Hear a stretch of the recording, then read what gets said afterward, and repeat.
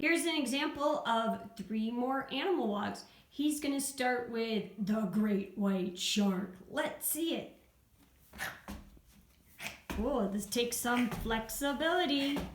This one's pretty fast and this room's pretty small, so he's going to work his way back across the room. Nice sound effects. When he gets back, he's switching to a different animal. Now he's going to do the frog jump. Can we see the frog jump? Oh, this one would be good for cardiovascular endurance, getting your heart rate up. Can you check your heart?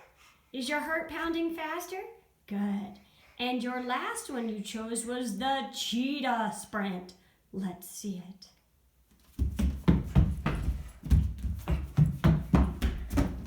Nice work. Oh, he's going back again because it's so fast.